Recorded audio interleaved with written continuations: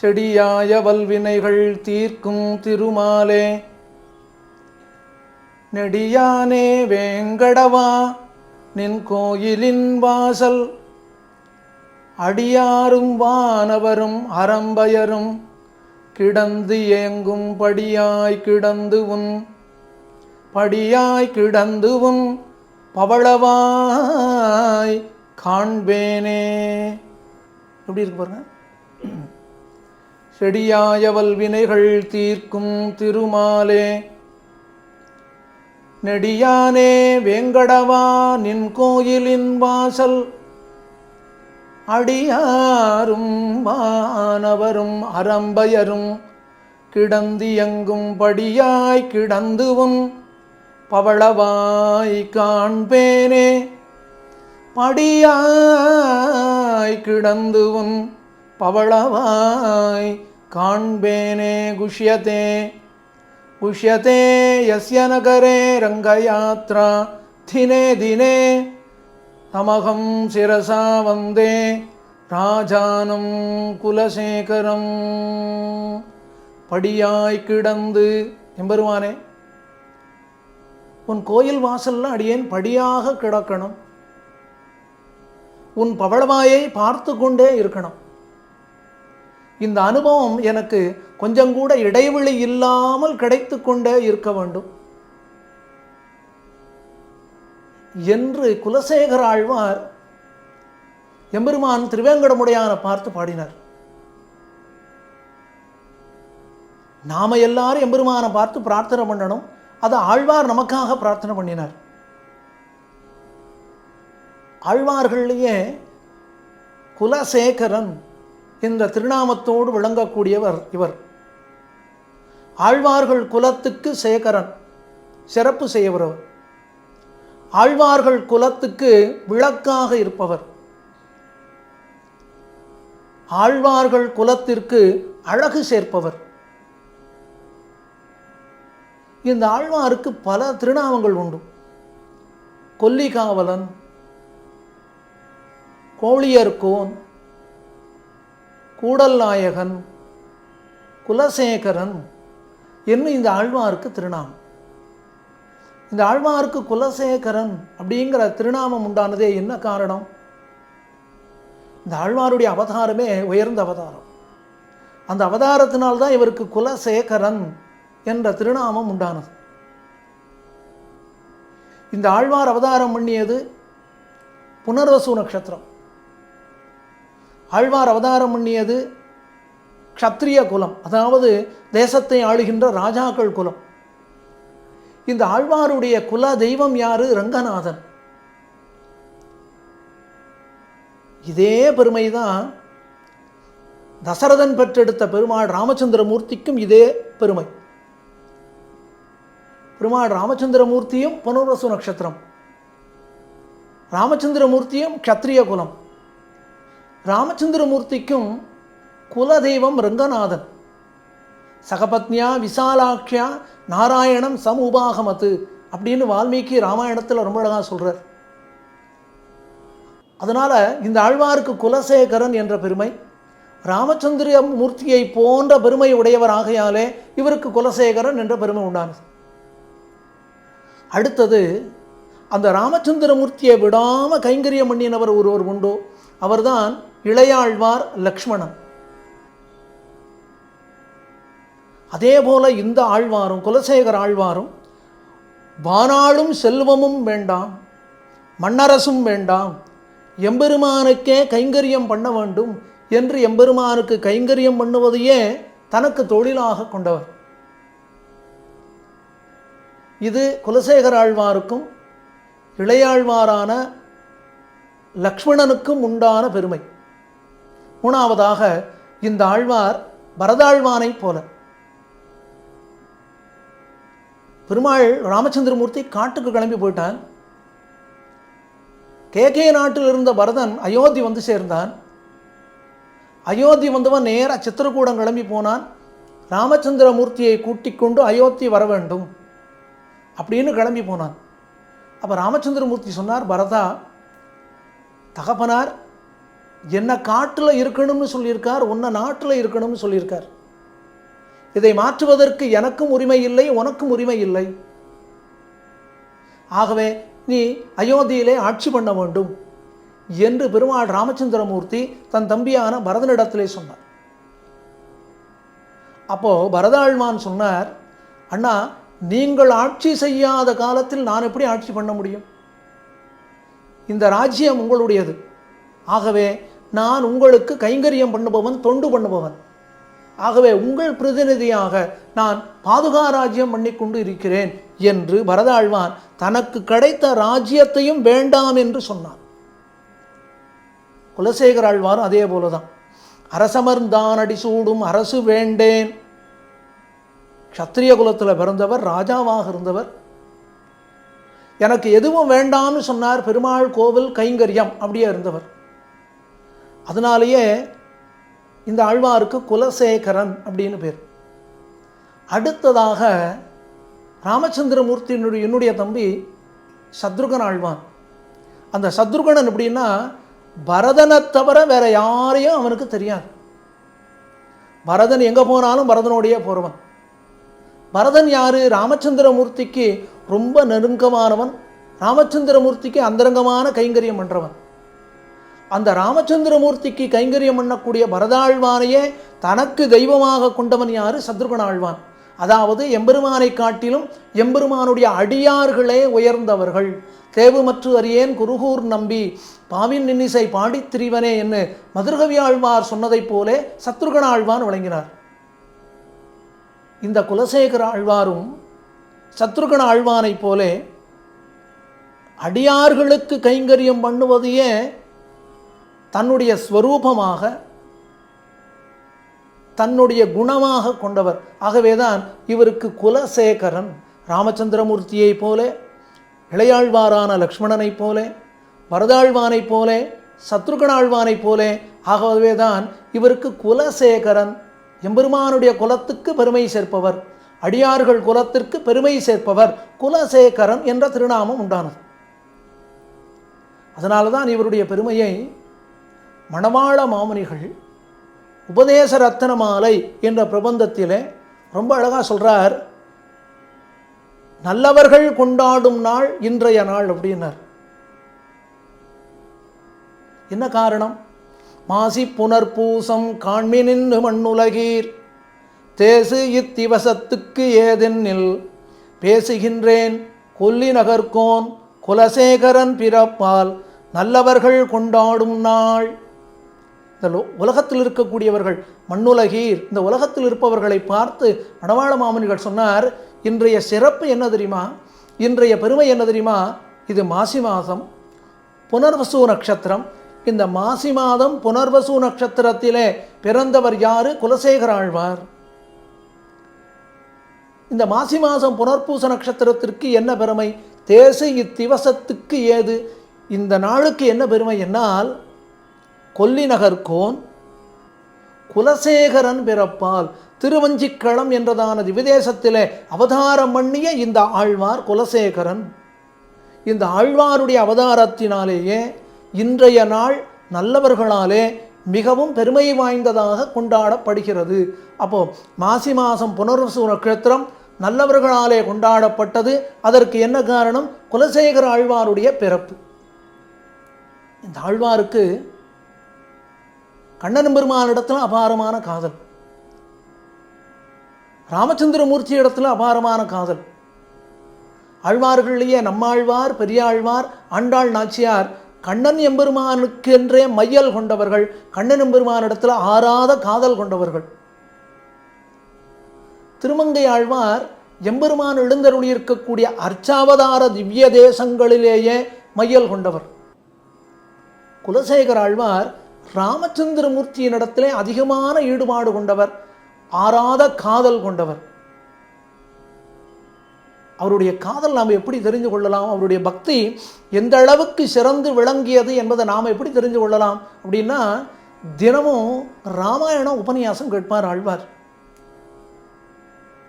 ராஜாவாக இருந்தாலும் தன்னுடைய அன்றாட காரியங்களை எல்லாம் முடித்துவிட்டு தினமும் ராமாயணம் கேட்பார்.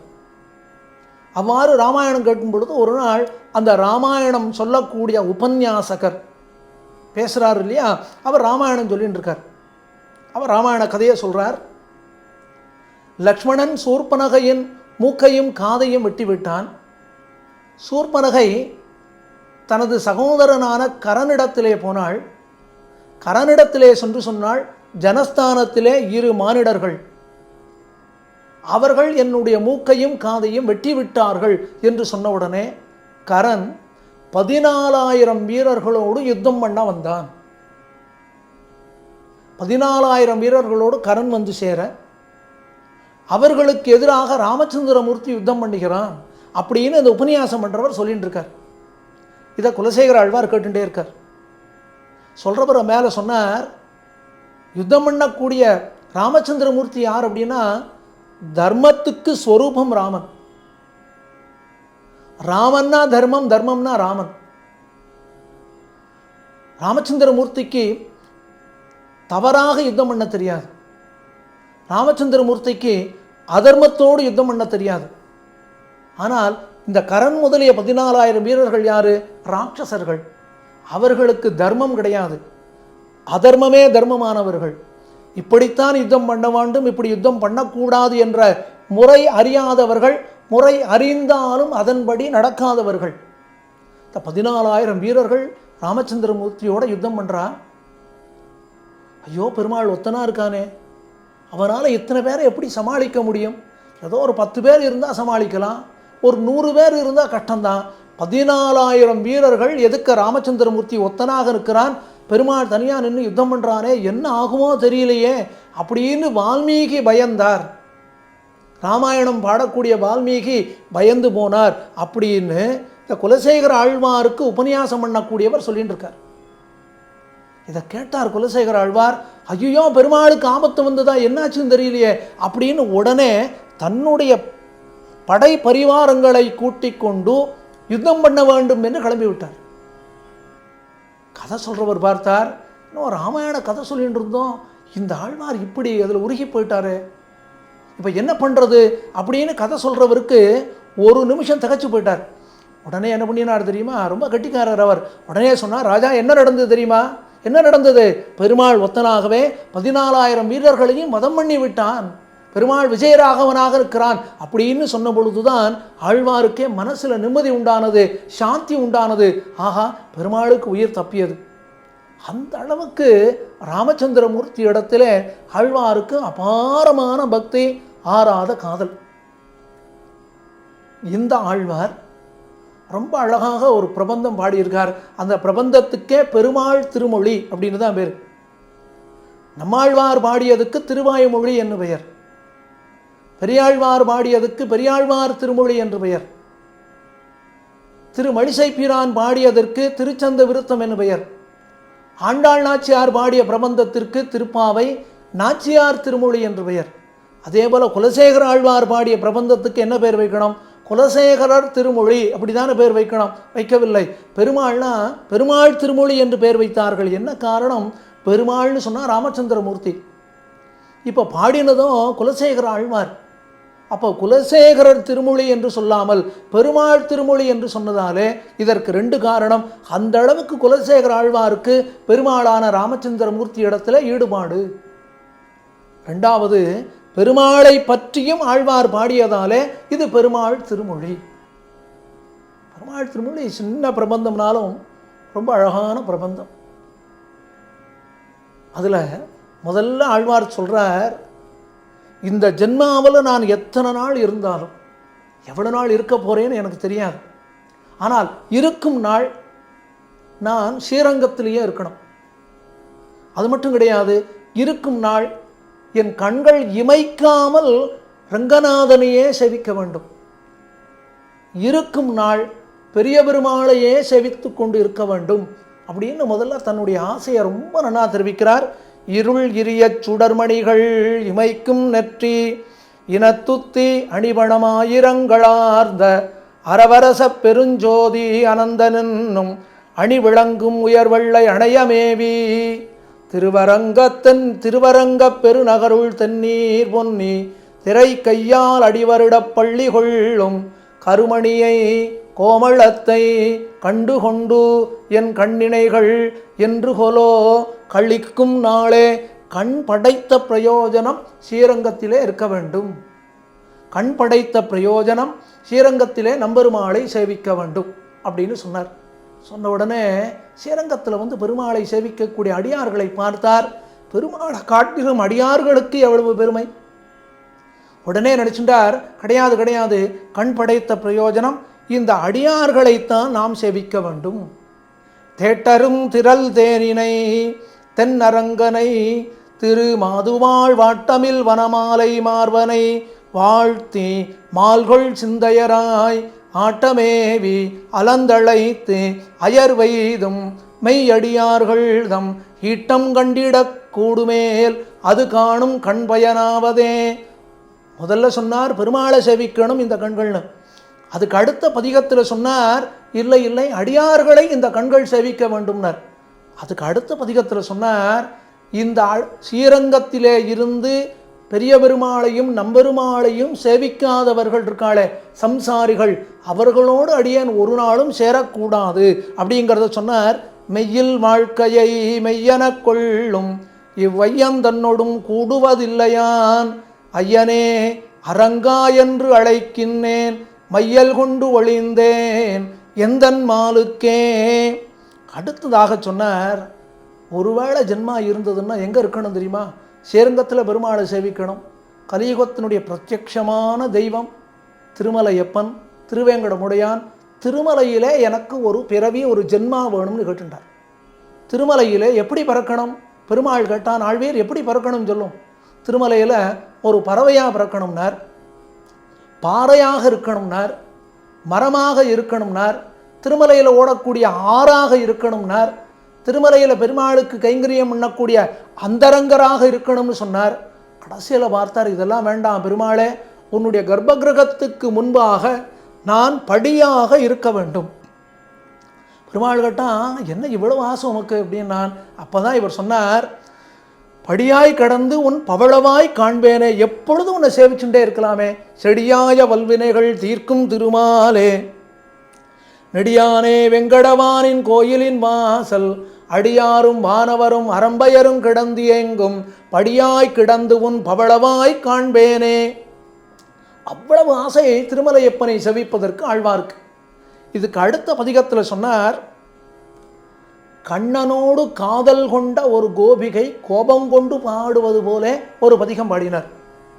அடுத்ததாக கண்ணனெம்பெருமானை பிரிந்த கண்ணனுடைய தாயார் தேவகி, ஐயோ எம்பெருமான் கண்ணா, உன்னுடைய லீலைகள் எதையுமே நான் பார்க்கலையே, பார்க்க முடியுமா என்று புலம்புவதாக கண்ணனை பெற்றெடுத்த தாயாரான தேவகி பிராட்டியார் புலம்புவது போல ஒரு பதிகம் பாடினார்.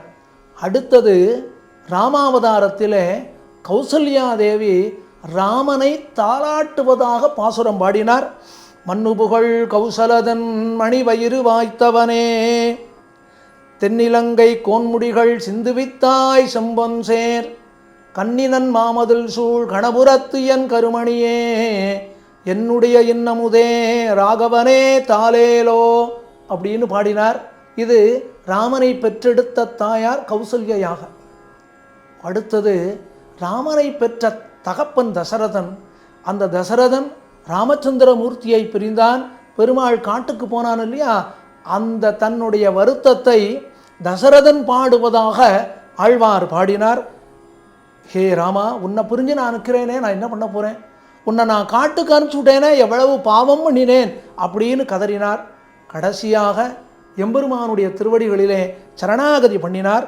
தருதுயரம் தடாயேல் உன் சரணல்லால் சரணில்லை விரை குழுவும் மலர்பொழில் சூழ் வித்துவ கோட்டு அம்மானே அரிசினத்தால் ஈன்றதாய் அகற்றிடினும் மற்றவள் தன் அருள் நினைந்தே அழுங்குழவி அதுவே போன்று இருந்தேனே. தாயார் குழந்தைய அடிச்சுட்டான்.